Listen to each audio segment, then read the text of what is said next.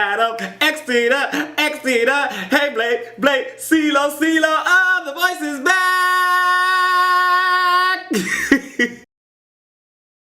Hey fam, what's up? This is Robert Anton at robertantonnyc.com coming to you with that No Frills The Voice commentary from a singer. The Voice is back, season 5, baby. Blind auditions, one of my favorite parts of it. I am gonna start tell you what's going on. Ceelo Green and Christina Aguilera are back this season, and Blake Shelton, of course, and Adam Levine. They come holding down the fort. They're still here. The chemistry is so great between them. They seem like old friends, just like sitting around and just chilling, being crazy, acting a fool, you know. Sometimes they'll say stuff like, even Christina was like, oh, now Adam, before we fight, I'm gonna tell you that I love you, right?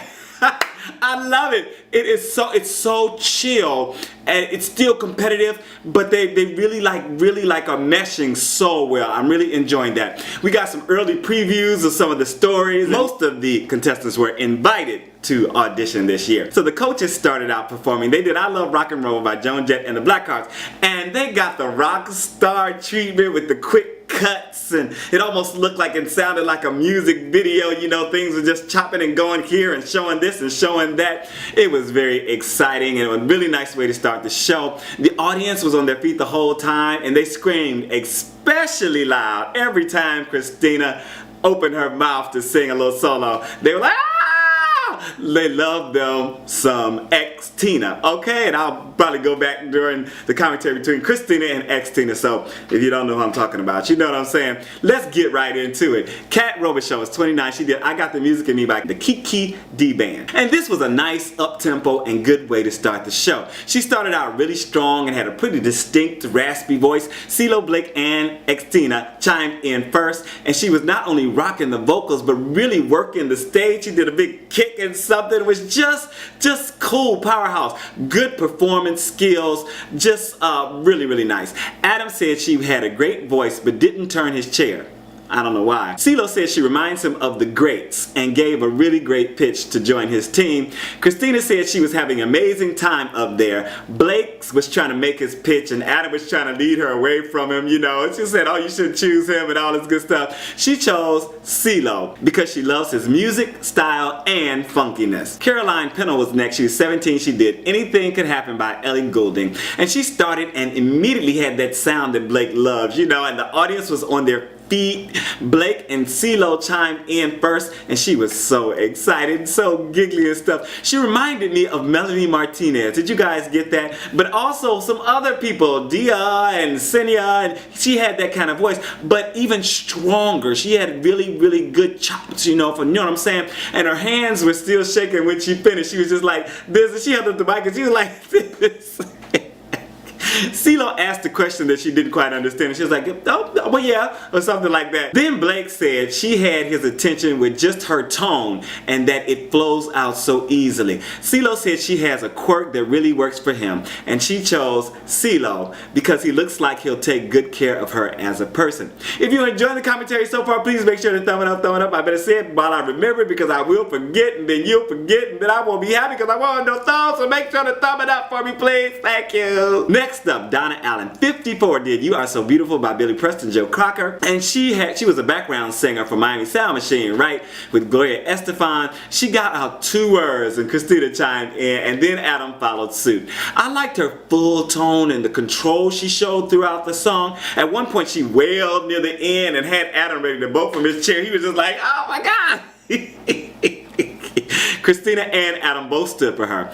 Christina said her voice is like the heavens opening up. Blake said she should pick Christina, trying to lead her away from Adam, right? She chose Adam, and he picked her up while she straddled him, and Ceelo pulled out the popcorn. He pulled out a little, I thought it was popcorn, right? I thought he was gonna be like pulling out the thing like a watching the show.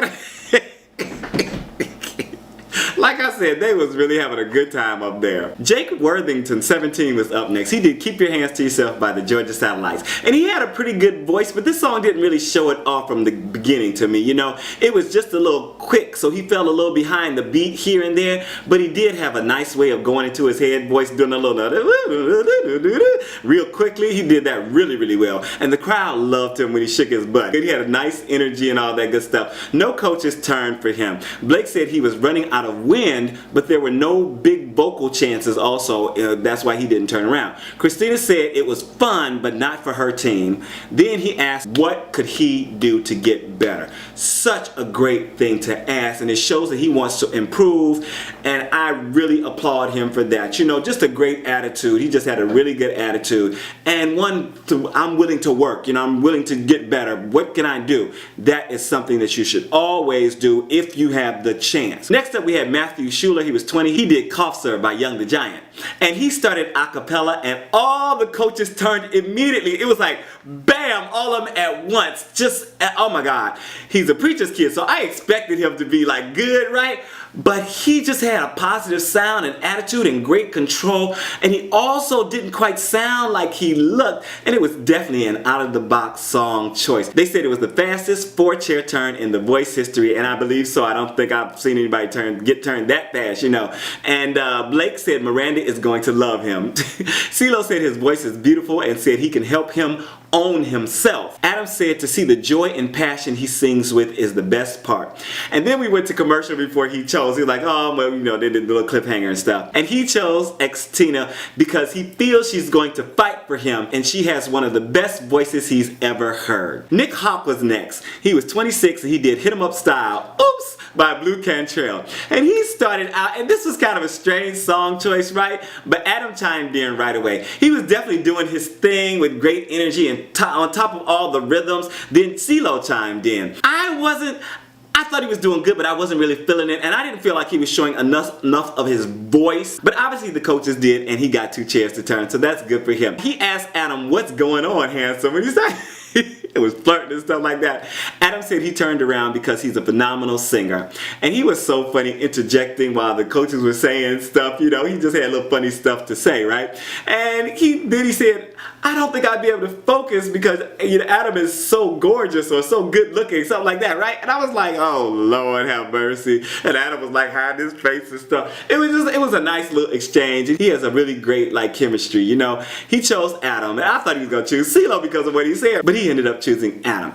Then we had Julianna Bastone, Samuel Mancini, and Francesca, who all got FaceTime, but they didn't make it through.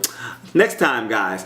And then Matthew Bria came up. He was 15. He did I Want You Back by the Jackson 5. And he came out with a lot of energy and wasn't very polished, but he did have a decent voice. The coaches were taking their time, so I didn't think any of them would turn for him. And they didn't. Ceelo looked at one point like he wanted to push his button, but it didn't happen. And I think it was just really because he wasn't strong enough. You know, he needs a little time to mature. His voice needs a little time to mature because he's kind of rocky in parts, you know. And so he did okay, but it just wasn't great. Christina went up and gave him a hug. Blake said he's young to have that type of voice. Ceelo encouraged him not to give up, and Adam made him promise to come back. And then Ceelo went backstage. Let me tell you, this is what touched me during this show tonight. Ceelo went backstage because Ceelo was kind of tearing up because of the boy's storyline. And he went backstage to encourage him, you know, to keep doing his thing, and, you know, was relating them, you know, how he had also had to sing at his mom's funeral, and, you know, so trying to get some relatability going on between him and the kid. And it was just very, very touching to me. And I had Tito, get me a tissue. And it had a little moisture going on in the eyes, right? I thought it was really, really sweet. Shelby Z was up next. She was 21 and she did Here for the Party. Oh yeah! Gretchen Wilson. Okay, so some of y'all might remember that I love this song. And she came out with a serious fire and gave all the attitude and voice that the song deserves. Blake, Christina, and Ceelo chimed in right away. And I was loving her command of the stage and the wickedness in her presentation. That's what I wrote, the wickedness, because she was really doing her thing. She even had Blake singing along, right? So Xtina said she's a powerhouse, while Blake said the song was probably hard for Gretchen, and she did a phenomenal job with it. She chose Blake, which was the natural song choice with her being a country girl. I was kind of hoping she kind of went against the stream a little bit, but she probably did the right thing. Josh Logan was up next. He was 33. He did Too Close by Alex Clare. He came in with a nice sound and way of projecting his voice. I thought it was just really nice. Blake and Christina turned around first. Then Adam chimed in, and he was so on top of the performance. The whole thing was just really, really nice. He had a lot of feeling, and he had some nice, real riffs on top of that. Just did his thing. A really, really good performance. Adam said he sounded a lot like the original singer. Christina said she liked how he yearned when he sang his need. You know, she like he kind of got into the note like really, really well. Blake said he had a man crush on him. He chose Christina because he felt like she meant what she was saying. Delvin Choice was up next. He was 24. He did Closer by Neo. And he had a lot of energy. And I'm glad he chose an up-tempo song. He had the coaches and the crowd rocking with him. But they were taking their time chiming in. And he didn't get a chair to turn. And I was so surprised because I was like, he did a great job. He sounded good. He had a lot of depth and just feeling in his voice. Just a really solid audition. But he didn't make it through. Ceelo said he had a very strong vocal and complimented him on his hairstyle. And he said, okay, that's nice because he had like twists and stuff, but he had it turned up. And he said it's called the lobster. I noted that. That was interesting to me. I don't know if it was interesting to you, but it was interesting to me. And the final performance of the night was Vince Wolpert. He was 22. He did Love Interruption by Jack White. Okay, so he had a very interesting sound that I wanted to hear more of from the beginning. I was like, oh, that's really, really nice. I didn't expect that voice to come out of him. And I'm not familiar with the song, right? And I was like just really engaged and interested. And when he got a little rough and tumble, because the judges were like kind of waiting it out, and then he got really rough up in there, and bam, he got Adam, Ceelo, and Blake to chime in. He seemed wound up really tight, you know, and he was doing his thing, just ready to spring. And then he hit this big note to end, and Christina chimed in. Adam and Ceelo stood for him. Blake said he had a vibrato that drew all of them in and called him the complete vocalist. Ceelo said nobody loves him more.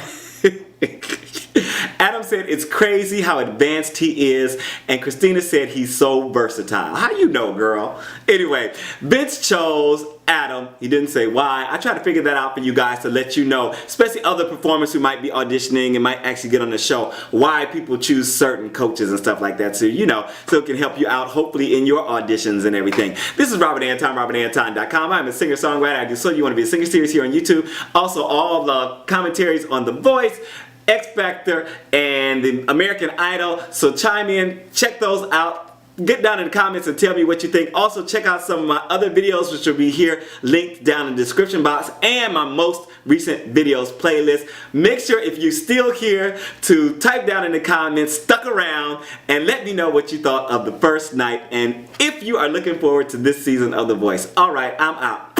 Peace.